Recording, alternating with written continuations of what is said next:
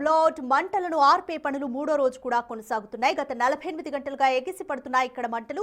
సోమవారం ఉదయం 11:30 టైంలో ఇళ్లకు తాళాలు వేసుకుని ప్రాణభయంతో పునరావాస కేంద్రాలకు వెళ్లారు చుట్టుపక్కల ఉన్న 2 గ్రామాల ప్రజలు. అయితే కలెక్టర్ ఆదేశాలతో పునరావాస కేంద్రాల నుంచి ఇళ్లకు చేరుకున్నారు పరిసర గ్రామాల ప్రజలు. మంటలను అదుపు చేసేందుకు ఓఎన్జీసీ వెల్ దగ్గర వరకు రాత్రికి రాత్రే రోడ్డు మార్గాన్ని ఏర్పాటు చేశారు అధికారులు. ఇక బ్లోఅవుట్ కారణంగా ఊరిలో పరిస్థితి ఎలా ఉంది, జనం ఏమంటున్నారు, కొబ్బరి తోటలకు ఎంత నష్టం వాటిల్లింది అన్న వివరాలేంటో ఇప్పుడు చూద్దాం.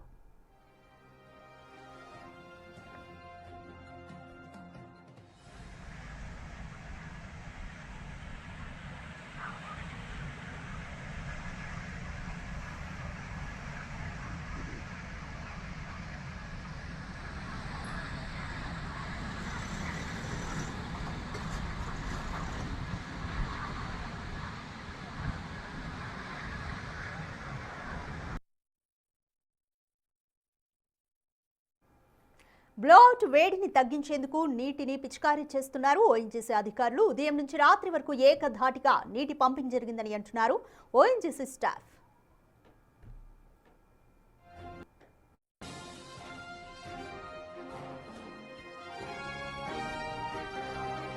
బావి నుంచి వచ్చే మంటలను ఒకేసారి నియంత్రించిన సాంకేతిక సమస్యలు తలెత్తుతాయని చెబుతున్నారు ఓఎన్జీసీ అధికారులు.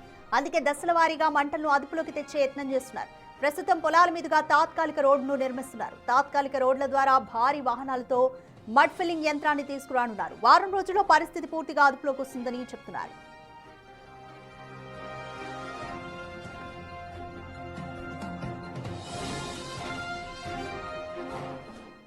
ఇప్పటికే అమలాపురం చేరుకున్నాయి. ఢిల్లీ, ముంబై నుంచి వచ్చిన ప్రత్యేక బృందాలు బ్లోఅవుట్ సైట్ ని పరిశీలించి పలు సూచనలు చేశారు.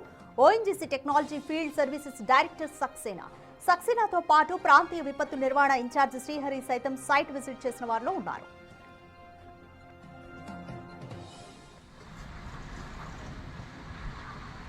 ఇక మూడో రోజు ఇరుసుమండ బ్లోఅవుట్ మంటలను ఆర్పే పనులైతే కొనసాగుతున్నాయి. ఇప్పటికే ఇళ్లకు తాళాలు వేసి ప్రజలంతా కూడా పునరావాస కేంద్రాలకు చేరుకున్నారు. కొంచెంగా పరిస్థితి అదుపులోకి వస్తూ ఉండడంతో పునరావాస కేంద్రాల నుంచి ఇళ్లకు చేరుకుంటున్నారు సమీప 2 గ్రామాల ప్రజలు కూడా. గత 48 గంటలుగా కూడా ఇక్కడ మంటలన్నీ కూడా ఎగిసి పడుతున్నాయి. అధికారులు కూడా అప్పటికప్పుడు ఓఎన్జీసీ వరకు కూడా రోడ్డు మార్గాన్ని ఏర్పాటు చేసుకున్నారు. సోమవారం ఉదయం 11:30 టైంలో ఇళ్లకు తాళాలు వేసుకుని ప్రాణభయంతో పునరావాస కేంద్రాలకు చుట్టుపక్కల ఉన్న 2 గ్రామాల ప్రజలు వెళ్లారు.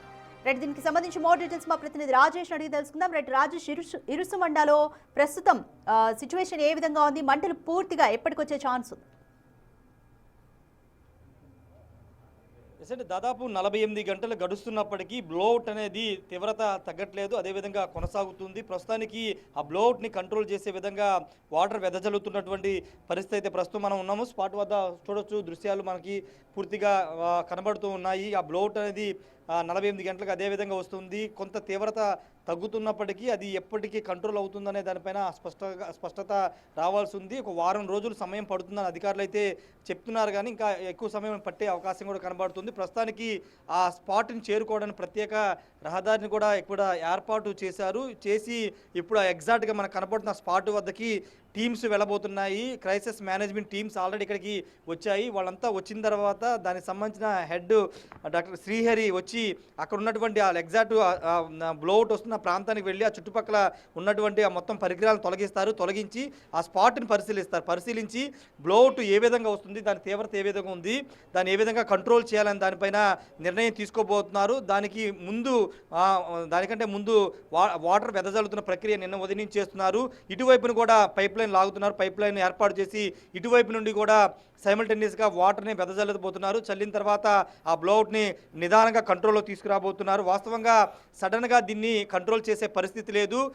నెమ్మదిగా నిదానంగా స్టెప్ బై స్టెప్ దీన్ని కంట్రోల్ చేయాల్సి ఉంటుంది. ఒకవేళ ఫోర్స్డ్గా దీన్ని కంట్రోల్ చేయాలన్నా కొంత ఇబ్బందికర పరిస్థితులు ఎదురవుతాయి, కాబట్టి దీన్ని నిదానంగా స్టెప్ బై స్టెప్పే కంట్రోల్ చేయాల్సి ఉంటుందని అధికారులు చెప్తూ ఉన్నారు. లోపల బ్లోఅవుట్ కింద ఇంధనం ఎక్కువగా ఉంది, గ్యాస్ తక్కువగా ఉందని అధికారులు చెబుతున్నారు. ఇంధనం కారణంగానే, అంటే చమురు ఇంధనం కారణంగానే ఆ బ్లోఅవుట్ అనేది కంటిన్యూస్గా వస్తుంది. ఆ ఎగ్జాక్ట్ పాయింట్, ఆ లీకులన్నీ కూడా తెలుసుకోగలిగితే దాన్ని అంతా కూడా కంట్రోల్ చేయొచ్చు అని చెప్తున్నారు. ముందు ఆ మంటల్ని అంటే ఆ బ్లౌట్ని అదుపు చేయడం, తర్వాత లోపల లీకులు ఎక్కడున్నాయో తెలుసుకుని బురద సంబంధించినటువంటి చెమురు బురదతో దాన్ని క్లోజ్ చేయబోతున్నారు. క్లోజ్ చేసిన తర్వాత క్యాపింగ్ అంటారు, క్యాపింగ్ని పూర్తి చేస్తారు. క్యాపింగ్ అంటే పూర్తి స్థాయిలో ఆ వెల్ల ఉంది కదా, ఆ వెల్లని మొత్తాన్ని కూడా మూసివేస్తారు. మూసివేసిన తర్వాత ఆ ప్రక్రియ అంతా కూడా అప్పుడు పూర్తవుతుంది. దీనికి కనీసం వారం రోజుల పైనే సమయం పట్టే అవకాశం ఉంది. ప్రస్తుతానికైతే దీనివల్ల ప్రమాదం లేదు, ఎక్కడ బ్లాస్టింగ్లు జరగవని అధికారులు చెబుతున్నారు. గ్రామస్తులను కూడా ఇళ్లకైతే రమ్మని చెప్తున్నారు. గ్రామస్తులు కూడా ఇళ్లకి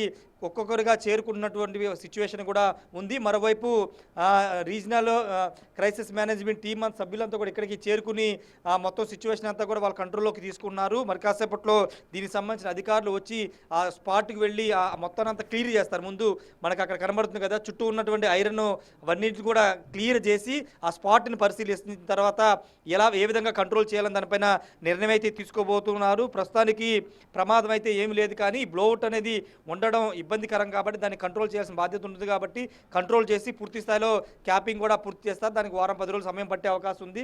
మరోవైపు ఇటువైపున ఇంతకుముందు చెప్పినట్టే పైప్ లైన్ లాగి దానికి మరోసారి ఇటువైపు నుంచి వాటర్ కూడా వెదజల్లబోతున్నారు. ఇప్పటికే అటు కలెక్టర్ కానీ అధికారులంతా కూడా దీనిపైన ఎప్పటికప్పుడు సమీక్షలు చేస్తున్నారు. స్థానిక ఎంపీ ఎమ్మెల్యేలు కూడా ఇక్కడ కలుస్తున్నారు. ఎమ్మెల్యేలు ప్రజల్ని పునరావాస కేంద్రాలు తరలించి అక్కడి నుంచి ఈరోజు ఇళ్లకి కూడా చేరుకున్నటువంటి సిచ్యువేషన్ కనబడుతుంది. ప్రస్తుతానికైతే ఈ రోడ్డు నిర్మాణం చేశారు. మరి కాసేపట్లో టీమ్స్ వచ్చి పరిశీలిస్తాయి. అదేవిధంగా ఈ రోడ్డును వేయడం ద్వారా ఏదైనా ఎక్విప్మెంట్ కూడా స్పాట్కి చేరుకోవడానికి ఉపయోగం కాబట్టి రోడ్ నిర్మాణం కూడా పూర్తి చేశారు. ప్రస్తుతానికైతే సిచ్యువేషన్ కంట్రోల్ ఉంది, కానీ బ్లోఅవుట్ వారం రోజుల సమయం పట్టే అవకాశం ఉంది కంట్రోల్ చేయడానికి. కాబట్టి దానికి అనుగుణంగా ఇక్కడ ప్రాసెస్ అంతా నడుస్తుంది. Radhika, right, thank you Rajesh. ఇరుసు మండలంలోని బ్లో అవుట్లోని మంటలను అదుపు చేసే సిచ్యువేషన్ ఇంకా 3వ రోజు కూడా కొనసాగుతుంది. గత 48 గంటలుగా కూడా మంటలు ఎగిసిపడుతున్నాయి. పునరావాస కేంద్రాల నుంచి 2 గ్రామాల ప్రజలు కూడా తమ ఇళ్లకు తిరిగి వస్తున్నారు. ప్రస్తుతానికైతే పరిస్థితి కొంత అదుపులోకి వచ్చిందని చెప్పాలి. అయితే చుట్టుపక్కల 2 గ్రామాలకు సంబంధించి కొబ్బరి తోటలకు కూడా ఎంతవరకు నష్టం వాటిల్లింది అన్న దానిపైన అధికారులు ఆరా తీస్తున్నారు.